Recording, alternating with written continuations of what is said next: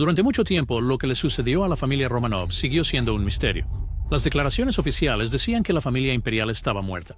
La familia Romanov fue la última en la línea de una dinastía de 300 años que gobernó Rusia. Sin embargo, los cuerpos desaparecidos y los registros sellados dejaron espacio para la duda. Había rumores de supervivencia que se extendían por Europa y más allá. En los años posteriores a su supuesta muerte, circularon rumores de que la joven duquesa había escapado de sus presuntos asesinos, huyendo a París, bajo una identidad asumida. Durante décadas no existía prueba alguna para terminar el debate. Cuando la ciencia moderna del ADN finalmente reabrió el caso, hizo más que confirmar lo que los historiadores sospechaban. Expuso cómo se ocultó la verdad, cómo se suprimieron las pruebas y lo que realmente le sucedió a los Romanov en Ekaterimburgo. El impactante descubrimiento de la fosa común. El mundo se preguntó durante años qué le sucedió a la última familia imperial de Rusia. No fue hasta 1979 que el geólogo Dr. Alexander Nikolayevich Abdonin se acercó a un área cubierta de hierba en el bosque de Koptiaki, cerca de Yekaterinburg, que los secretos comenzaron a revelarse. Tenía un permiso para excavar y las autoridades asumieron que estaba allí para investigación geológica, pero tenía una misión diferente. Él creía que los cuerpos de la familia Romanov asesinada estaban en algún lugar de ese campo. Él y otros que habían escuchado rumores durante mucho tiempo sobre una tumba comenzaron a buscar en el área. Localizaron un sitio de entierro poco profundo que contenía huesos humanos y comenzaron una excavación oficial. Cuando cavaron más profundo, encontraron una gran cantidad de restos óseos que fueron entregados a científicos para pruebas de ADN.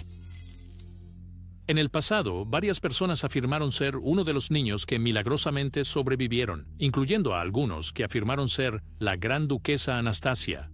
Estaban diciendo la verdad. Los científicos estaban ansiosos por resolver el misterio, pero no iba a ser fácil. Él juzgó completamente mal el proceso por el cual tú entierras a un grupo relativamente grande de personas individuales. Simplemente no calculó lo físicamente exigente y el tiempo que tomaría. Los investigadores no estaban seguros de cuántas personas estaban enterradas en la fosa común. Los cuerpos habían sido arrojados juntos y se descompusieron con el tiempo, dejando fragmentos de huesos desorganizados. No había señales o marcadores aparentes que indicaran de quién eran los restos. Sin embargo, los científicos creían que podrían pertenecer a la familia real y a sus sirvientes cercanos. Pero aún necesitaban pruebas científicas, así que los huesos fueron cuidadosamente recogidos y etiquetados para un estudio posterior. Para confirmar las identidades de los huesos, los científicos necesitaban técnicas que pudieran resistir los efectos del tiempo, ya que los métodos tradicionales de identificación de restos no eran lo suficientemente precisos. Los huesos estaban demasiado dañados para hacer identificaciones confiables basadas únicamente en características físicas, pero el análisis moderno de ADN ofreció una solución, permitiendo la extracción y análisis de ADN de huesos antiguos. Esta era la clave para demostrar si estos huesos pertenecían a miembros de la familia Romanov. Las primeras pruebas de ADN realizadas entre 1979 y 1990 confirmaron que los huesos pertenecían efectivamente a los Romanov. Aún así, debido al creciente escepticismo y la falta de confianza en las pruebas de ADN antiguas, los científicos realizaron nuevas pruebas en 1993 y lo que revelaron dejó a la gente impactada. El primer paso en el análisis de ADN fue categorizar los restos. Los científicos utilizaron un tipo de prueba llamada análisis de repeticiones cortas en tándem, o STR. Este método examina regiones específicas del ADN que varían entre individuos. Las pruebas STR permitieron a los investigadores determinar cómo estaban relacionados los esqueletos entre sí. Los resultados mostraron que entre los 9 conjuntos de restos, 2 eran adultos, un hombre y una mujer, y 3 eran niñas. Los patrones de parentesco sugerían que efectivamente había una familia entre los huesos. Los resultados del ADN nuclear indicaron que los adultos probablemente eran los padres de los niños y que los niños estaban relacionados entre sí. Los otros 4 esqueletos no estaban estrechamente relacionados con este grupo familiar, lo que apoyaba la idea de que podrían ser sirvientes o personal que estaba presente con los Romanov en ese momento. Para que la investigación avanzara, los genealogistas forenses tuvieron que intervenir. El segundo tipo principal de ADN utilizado fue el ADN mitocondrial. Esta forma de ADN se hereda solo de la madre de una persona y se puede usar para rastrear la ascendencia materna a través de generaciones. Los científicos recolectaron muestras de ADN mitocondrial de los restos que se pensaba que eran de la emperatriz o zarina y sus hijas. Luego compararon estas muestras con el ADN mitocondrial de parientes vivos que compartían la misma línea materna. Los genealogistas forenses construyeron un árbol genealógico para determinar qué parientes de la familia real seguían vivos y si estarían dispuestos a proporcionar una muestra de sangre. Para la emperatriz, la coincidencia fue fácil. Ella era la nieta de la reina Victoria del Reino Unido. El príncipe Felipe, el duque de Edimburgo y esposo de la reina Isabel, también era un descendiente directo y accedió a proporcionar una muestra de ADN. Los resultados fueron concluyentes. El ADN mitocondrial de los restos coincidía con el del príncipe Felipe. Eso significaba que la emperatriz y 3 de sus hijas estaban efectivamente enterradas en la fosa común. Identificar al adulto masculino fue más complicado porque el ADN mitocondrial no puede usarse para confirmar la identidad de un padre. Los investigadores forenses encontraron a un sobrino del zar viviendo en Toronto, pero se negó a cooperar. Eso significaba que los genealogistas tenían que profundizar en el árbol genealógico del zar y encontrar parientes vivos que también tuvieran una relación de sangre materna con un ancestro femenino compartido. Los genealogistas identificaron a 2 parientes lejanos. Una era la sobrina nieta del zar y el segundo era un duque en Escocia. Ambos aceptaron proporcionar muestras de ADN.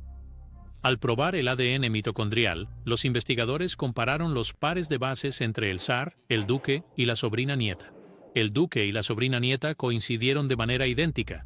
El zar era idéntico a ambos, pero con una excepción. Los investigadores recurrieron a los restos del hermano del zar, George, y extrajeron una muestra de ADN. También tenía la misma distinción, lo que confirmó que el esqueleto en la fosa común era, de hecho, el último zar de Rusia. Los resultados combinados de las pruebas de STR y ADN mitocondrial proporcionaron una imagen clara. Los huesos en la fosa común pertenecían a un grupo familiar que coincidía con la familia histórica Romanov. Los individuos incluían al último zar, Nicolás II, su esposa, la zarina, y 3 de sus hijas. Los otros 4 individuos no eran parte de la familia, pero eran consistentes con los sirvientes y el personal conocidos que fueron ejecutados con la familia. Los científicos trabajaron cuidadosamente para asegurar que las coincidencias fueran precisas y no debidas a contaminación o error. Desafortunadamente, no fue posible identificar al hijo desaparecido, Alexei, y a una hija durante esta excavación inicial, dejando un pequeño misterio sin resolver en ese momento. No obstante, la identificación de los miembros prominentes de la familia utilizando ADN fue un avance científico que confirmó lo que muchos historiadores habían creído durante mucho tiempo pero no podían probar. Los resultados de estas pruebas de ADN fueron anunciados públicamente en 1993 por científicos británicos y rusos que habían trabajado juntos en el proyecto. Los hallazgos fueron ampliamente aceptados por la comunidad científica y representaron un gran avance en la comprensión del trágico final de los Romanov. Pero 2 de los hijos Romanov seguían desaparecidos, dejando parte del misterio sin resolver. Buscando a los niños desaparecidos. Desde 1993, historiadores e investigadores estudiaron registros antiguos, incluidas notas del jefe de los ejecutores en 1918, quien escribió sobre cómo se manejaron los cuerpos después de los asesinatos. Estas notas describían cómo 9 cuerpos habían sido enterrados en una fosa, mientras que los cuerpos de Alexei y una de sus hermanas fueron quemados y enterrados en un lugar separado. Esta información guió búsquedas posteriores. Arqueólogos y grupos de aficionados a la historia comenzaron a buscar este sitio de entierro separado cerca de Ekaterimburgo. A lo largo de los años, más de un equipo de búsqueda intentó localizar los restos. Algunos encontraron pequeños fragmentos de huesos, fragmentos de ropa y otras piezas de evidencia que sugerían un segundo sitio de entierro. No fue hasta el verano de 2007 que se hizo un descubrimiento claro. A unos 70 metros de la fosa común más grande, los arqueólogos encontraron restos humanos que habían sido gravemente quemados y dañados. Su ubicación coincidía con lo descrito en notas históricas anteriores, proporcionando a los científicos una nueva pista. Los restos encontrados fueron examinados minuciosamente. Incluían partes del esqueleto de un niño y de una joven. Estos huesos, al igual que los anteriores, eran frágiles y carbonizados, lo que dificultaba su identificación. Pero los científicos añadieron otro método avanzado de prueba de ADN que era mucho más fuerte que los disponibles a principios de la década de 1990. Usaron ADN mitocondrial, repeticiones cortas en tándem autosómicas y pruebas de ISTR, que examinaron la información genética transmitida de padre a hijo y se utilizó para coincidir líneas de ADN masculinas. Al usar los tres métodos juntos, los científicos tenían un conjunto sólido de herramientas para identificar huesos de más de 80 años. El primer paso fue comparar el ADN de los restos del joven con el de los restos previamente identificados del zar Nicolás II y con el de parientes vivos conocidos. Debido a que el ADN-I se transmite directamente de padre a hijo, se podría usar para confirmar que el niño estaba biológicamente relacionado con Nicolás II. Los resultados coincidieron, demostrando que el niño era efectivamente el zárevich Alexei. Esta confirmación puso fin a décadas de especulación sobre si el heredero al trono ruso había sobrevivido. Las pruebas también mostraron que la joven estaba genéticamente relacionada con la familia Romanov a través de la línea materna. Su ADN mitocondrial coincidía estrechamente con el de su madre, la zarina Alexandra, y con parientes vivos. Estos resultados confirmaron que la mujer era una de las hijas del zar, ya sea María o Anastasia. Las pruebas genéticas fueron tan contundentes que los científicos describieron la evidencia como casi irrefutable. El descubrimiento de Alexei y una de sus hermanas no fue solo una adición menor a la historia, completó las piezas finales que faltaban sobre dónde estaba enterrado cada miembro de la familia Romanov. Solo después de que los científicos confirmaron las identidades de los restos recién encontrados, pudieron decir con confianza que los 7 miembros de la familia inmediata habían muerto en 1918. El registro completo de ADN estableció que ningún miembro de la familia Romanov había sobrevivido. La historia de los Romanov alcanzó un nuevo nivel de cierre. La evidencia mostró claramente que el zárevich Alexei y una de sus hermanas habían sido enterrados en una tumba separada cerca del sitio de entierro principal. Aunque quedaban algunas preguntas sobre exactamente cuál de las hijas fue enterrada con Alexei, el hecho de que ambos niños estuvieran contabilizados puso fin al largo misterio de los restos desaparecidos. Pero, ¿qué le sucedió realmente a los Romanov? ¿Cómo fueron eliminados? ¿La misteriosa desaparición de los Romanov? Los Romanov habían gobernado Rusia durante casi 500 años. Tenían poder, riqueza y posición, pero luego, sin previo aviso, lo perdieron todo. En 1917, Rusia fue envuelta por la revolución. El gobernante en ese momento, el zar Nicolás II, se apartó del trono, permitiendo que el antiguo orden fuera barrido y reemplazado por un gobierno provisional y un grupo de revolucionarios e intelectuales que planeaban transformar a Rusia de una antigua potencia estancada y plagada de pobreza a una nación líder mundial con altos niveles de prosperidad y felicidad entre la fuerza laboral. En cambio, trajo más caos y conflicto. Pero lo que les sucedió a aquellos que fueron barridos permaneció como un misterio durante décadas.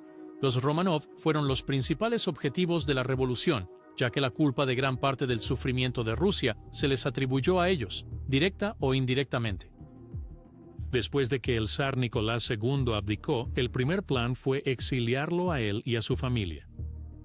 Gran Bretaña fue la elección original, pero la idea de que la familia real rusa exiliada llegara a las costas británicas fue recibida con indignación por muchos políticos de la época, e incluso el rey, Jorge V, que era primo de Nicolás, estaba incómodo con el arreglo, así que, en cambio, el antiguo emperador y su familia fueron trasladados de un lugar a otro. Primero permanecieron bajo arresto domiciliario en un palacio cerca de lo que ahora es San Petersburgo. El gobierno provisional de la época, que reemplazó a Nicolás, quería mantener a la familia a salvo de enemigos políticos, pero ese gobierno pronto perdió el poder ante un grupo más radical, los bolcheviques. A los miembros de la realeza se les permitió tener sirvientes, comidas lujosas y paseos diarios por los terrenos. En muchos aspectos, los estilos de vida del zar, la zarina y sus hijos permanecieron esencialmente sin cambios. Sin embargo, esto no podía durar para siempre. La situación política de Rusia seguía siendo turbulenta y el gobierno provisional estaba lejos de ser seguro. Cuando estallaron disturbios en la recién renombrada Petrogrado, se hizo evidente que los arreglos cómodos de la familia real no eran del agrado de los bolcheviques. Los bolcheviques, decididos a remodelar Rusia por completo, buscaron eliminar cualquier riesgo de un retorno al gobierno real. Alexander Kerensky, el nuevo primer ministro, decidió enviar a los Romanov más lejos de las principales ciudades, profundamente en Siberia. Después de más de una semana viajando en tren y barco, Nicolás y su familia llegaron a Tobolsk el 19 de agosto de 1917, donde permanecerían durante 9 meses. Para el otoño de 1917, el dominio bolchevique estaba lejos de ser universalmente aceptado, y a medida que se desarrollaban facciones y rivalidades, estalló una guerra civil mortal. estaba vagamente dividido entre el ejército rojo bolchevique y sus oponentes, el ejército blanco, que estaba compuesto por una variedad de facciones. Las potencias extranjeras rápidamente se vieron involucradas, en parte por el deseo de frenar el fervor revolucionario, con muchos apoyando a los blancos que abogaban por el regreso de la monarquía. El ejército blanco lanzó ofensivas significativas y demostró el potencial de representar una grave amenaza para la revolución. Muchas de estas ofensivas estaban inicialmente dirigidas a reinstalar a los Romanov. Nicolás y Alexandra ciertamente creían que la ayuda estaba cerca y que serían rescatados por sus parientes reales o por rusos leales en un futuro cercano. Pocos sabían ellos que esto parecía cada vez menos probable. En abril de 1918, la familia fue trasladada nuevamente, esta vez a una casa en la ciudad industrial de Ekaterimburgo, en lo alto de los Montes Urales. Los bolcheviques habían renombrado el lugar como la Casa Ipatiev y lo convirtieron en una prisión. El ex zar, su esposa Alexandra y sus 5 hijos vivían allí con algunos sirvientes leales. La vida para los Romanov había cambiado totalmente. Ya no podían caminar libremente, hablar abiertamente, ni planear su futuro. El mundo exterior estaba en caos y la familia estaba atrapada adentro. No tenían contacto con amigos o aliados que pudieran ayudarlos. A mediados de 1918, la situación afuera era aún más peligrosa. Las fuerzas que se oponían a los bolcheviques se estaban acercando a Ekaterimburgo. Los bolcheviques temían que estas fuerzas pudieran intentar liberar a los Romanov y usarlos como símbolo para reunir a otros contra el nuevo gobierno. Para prevenir esta posibilidad, las autoridades soviéticas locales, líderes del gobierno bolchevique en la región, decidieron que los Romanov debían ser eliminados. Algunos historiadores creen que la orden vino de los niveles más altos del liderazgo bolchevique. Otros dicen que fueron principalmente los comandantes locales quienes tomaron la decisión. El origen exacto de la orden fue un tema de debate durante muchos años, porque nadie en una posición de poder habló abiertamente sobre ello en ese momento. En las primeras horas de la mañana de julio de 1918, la familia y sus sirvientes fueron despertados y se les dijo que serían trasladados por su propia seguridad, ya que las fuerzas se acercaban a la ciudad. Fueron trasladados a una habitación en el sótano. En su lugar, un grupo de guardias y oficiales bolcheviques estaba listo. A la familia se le ordenó que se pusiera en fila y sin previo aviso, los guardias abrieron fuego. Los disparos fueron intensos y caóticos. Algunos miembros de la familia fallecieron rápidamente por los disparos. Otros seguían vivos cuando cesaron las balas. Los guardias recurrieron a otras armas, apuñalando a los que seguían respirando. Los Romanov y varios de sus leales sirvientes perdieron la vida esa noche. Después de la masacre, los responsables intentaron ocultar lo que había sucedido. Cargaron los cuerpos en un camión y los llevaron a un bosque fuera de la ciudad. Allí, en lo que se conoció como el bosque de Koptiaki, los restos fueron enterrados en tumbas sin marcar. Más tarde, los cuerpos fueron desfigurados, quemados y cubiertos aún más para dificultar que alguien los encontrara o identificara. Los bolcheviques fueron rápidos en anunciar que la familia había sido ejecutada, afirmando que el zar Nicolás era culpable de innumerables actos sangrientos y violentos contra el pueblo ruso y que necesitaba ser eliminado antes de la llegada de fuerzas contrarrevolucionarias que querían liberarlo. No es sorprendente que la noticia rápidamente dominara los medios de comunicación en toda Europa. En lugar de abordar una posible amenaza o distracción, el anuncio de los bolcheviques desvió con éxito la atención de las campañas y éxitos militares hacia la ejecución de la antigua familia real. Las circunstancias exactas de las muertes y el lugar de entierro de los cuerpos siguieron siendo una fuente de controversia. Y el recién formado gobierno soviético comenzó a cambiar su declaración, encubriendo los asesinatos e incluso llegando a anunciar en 1922 que la familia no estaba muerta.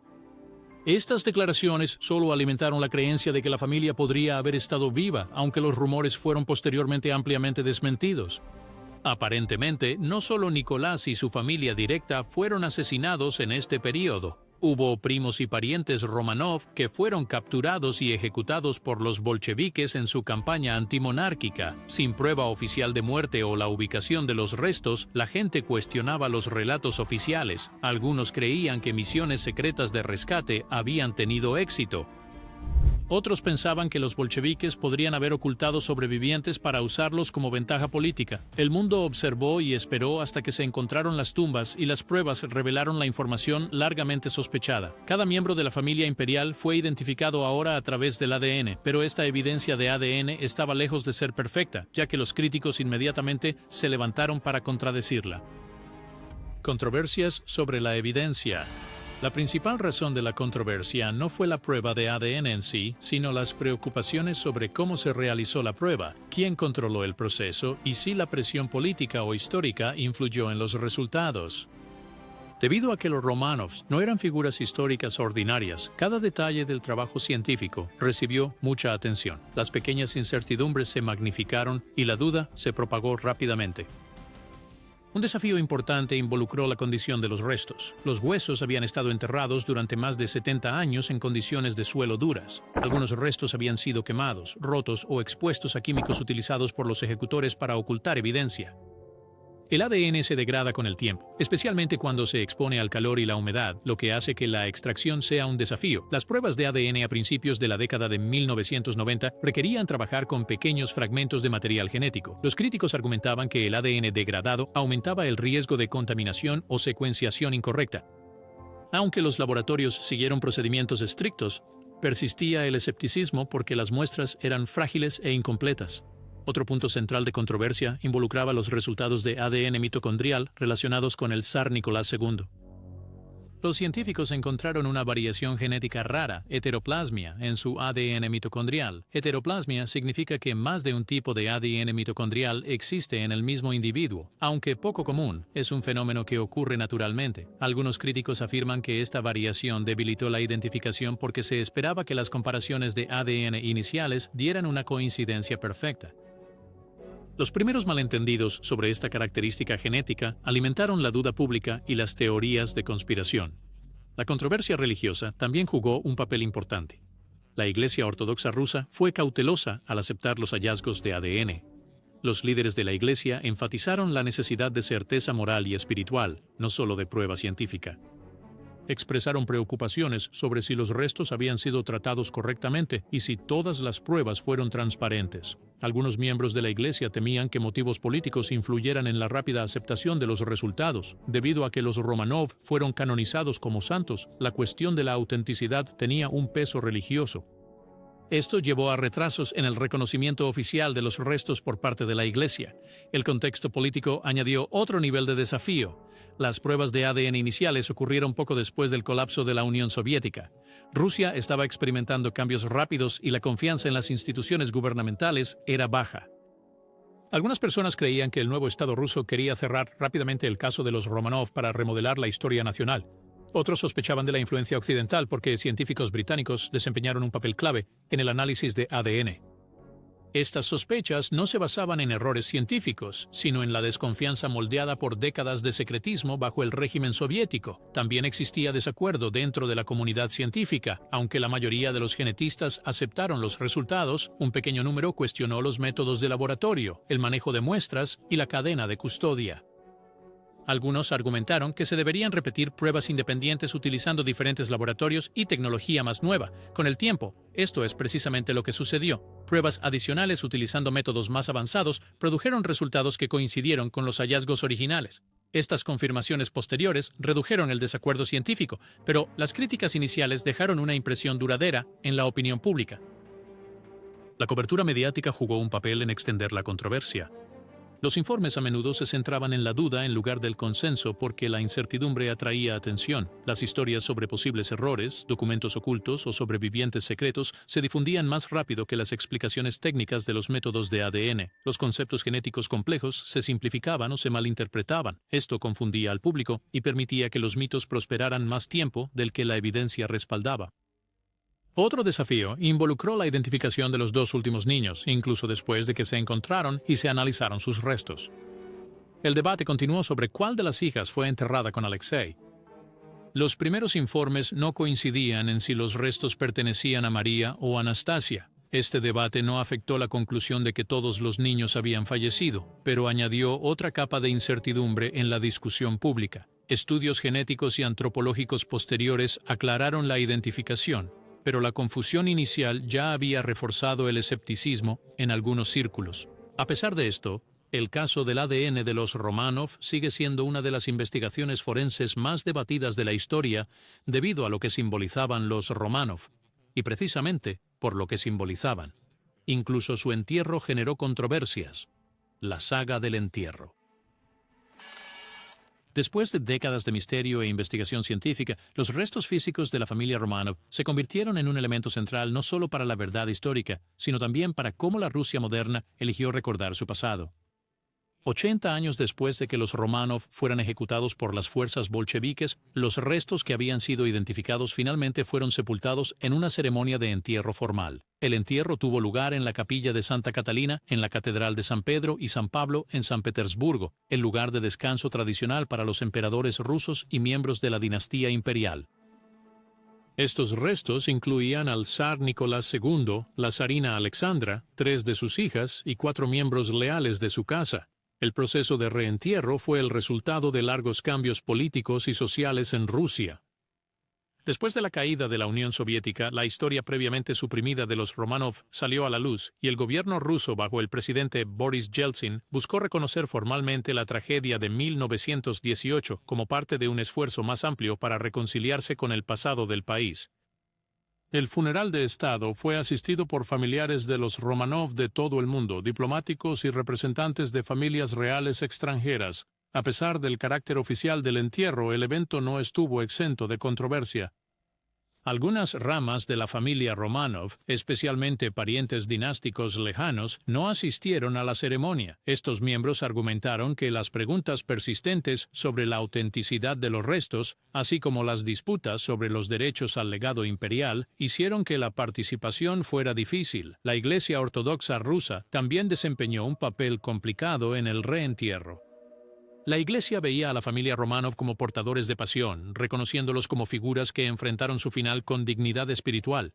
En 1998, la Iglesia quería una verificación adicional antes de reconocer los huesos como reliquias sagradas. Esta postura cautelosa destacó la profunda interrelación de la fe, la tradición y la evidencia histórica en el homenaje de Rusia a los Romanov. Mientras tanto, los funcionarios estatales y muchos historiadores consideraron que la evidencia científica era suficiente. El desacuerdo llevó a un debate sobre cuándo y dónde serían enterrados oficialmente estos restos. Los esfuerzos para unificar el entierro de todos los miembros de la familia continuaron en años posteriores. Se crearon grupos asesores del gobierno y grupos de trabajo para considerar cómo llevar a Alexei y a su hermana a la tumba imperial con los ya enterrados. A veces las propuestas sugerían fechas específicas para las ceremonias de entierro y la coordinación con la Iglesia Ortodoxa rusa. Sin embargo, las negociaciones siguen siendo complejas debido a las diferentes opiniones sobre la autenticidad, la tradición y cómo equilibrar los hallazgos científicos con el reconocimiento basado en la fe. El reentierro de los Romanov y las disputas que lo rodean son esenciales no solo para la historia, sino para cómo Rusia maneja la memoria y la identidad. El reentierro de los restos en San Petersburgo fue un gesto nacional de reconciliación y recuerdo. Representaba un intento del Estado postsoviético de reconocer una parte trágica del pasado que había estado oculta durante gran parte del siglo XX. Eso ahora deja la pregunta de qué pasó con el legado de los Romanov. ¿Qué sucedió con los otros miembros de la familia? Reclamaciones de sobrevivientes y la lucha por el legado de los Romanov. Después de la caída de la monarquía rusa, comenzaron a aparecer informes de sobrevivientes Romanov casi de inmediato. Debido a que el gobierno soviético liberó poca información sobre las ejecuciones y ocultó los lugares de enterramiento, muchas personas creyeron que al menos un miembro de la familia imperial podría haber escapado. Estos rumores se difundieron rápidamente dentro y fuera de Rusia y perduraron durante décadas. La más famosa de estas afirmaciones provino de 2 mujeres que durante años afirmaron ser Anastasia, la hija menor de los Romanov. Una mujer que se hacía llamar Anna Anderson apareció en Berlín unos años después de la ejecución y dijo que sobrevivió con la ayuda de un amable soldado bolchevique. Anderson era en realidad Franziska Szankowska de Polonia. La convincente historia de Anderson incluso atrajo atención y se convirtió en una película de 1956. Hasta su muerte en 1984, Anderson sostuvo que era la zarina desaparecida. Sin embargo, a finales de los años 70, Anderson se sometió a una cirugía en el intestino inferior y el hospital conservó una muestra de tejido. Cuando se descubrió la fosa común, el hospital entregó a los investigadores la muestra de tejido para que pudieran determinar si Anderson decía la verdad. La prueba de ADN mitocondrial demostró que Anderson era un fraude, no era una Romanov. En cambio, su ADN coincidía con el de la familia Shanskowska. La rival de Anderson, Eugenia Smith, quien también afirmaba ser Anastasia, se negó a dar una muestra de ADN antes de morir en 1997. Aunque la cuestión de la supervivencia se resolvió, los argumentos sobre el legado de los Romanov continuaron. En cambio, cambiaron de enfoque. Con la línea principal real desaparecida, parientes lejanos comenzaron a debatir quién debería representar a la antigua Casa Imperial de Rusia. Estas disputas no eran sobre gobernar Rusia, sino sobre historia, identidad y liderazgo simbólico. Uno de los primeros en afirmar un reclamo fue el gran duque Kirill Vladimirovich, primo de Nicolás II. Creyendo que la familia imperial inmediata había sido asesinada, se declaró jefe de la Casa Imperial. Más tarde pasó este reclamo a su hijo, Vladimir Kirillovich. Vladimir y su esposa tuvieron un hijo, María Vladimirovna, quien más tarde reclamó el liderazgo de la familia Romanov después de su padre en 1992. María y sus seguidores argumentaron que ella era la única descendiente directa del último Romanov masculino reconocido en su línea. Más tarde presentó a su hijo, George Mikhailovich, como el siguiente en la línea al trono. Ellos sostienen que su rama es la continuación legítima de la familia imperial, aunque la monarquía ya no existe. Otros descendientes Romanov rechazaron esta afirmación. Argumentaron que la línea familiar de María no cumplía con los estándares imperiales tradicionales y que el liderazgo del nombre Romanov no debería descansar en una sola rama. Estos críticos apoyaron a otros descendientes de línea masculina, incluyendo al príncipe Nicolás Romanov y, más tarde, a sus familiares. La mayoría de estos individuos pertenecían a la Asociación de la Familia Romanov, un grupo privado formado para unir a los descendientes sobrevivientes y evitar reclamos públicos de poder. La Asociación de la Familia Romanov adoptó un enfoque diferente. Sus miembros reconocieron su historia familiar, pero rechazaron la idea de liderazgo dinástico o títulos imperiales. Enfatizaron que el futuro de Rusia debería ser decidido por su pueblo y no por reclamos basados en la ascendencia real. Esta posición los colocó en oposición directa a aquellos que continuaban promoviendo reclamos de sucesión. Otra reclamación surgió en el siglo XXI de parte del príncipe Karl Emmich de Leiningen, un pariente lejano conectado a través de la línea femenina de los Romanov.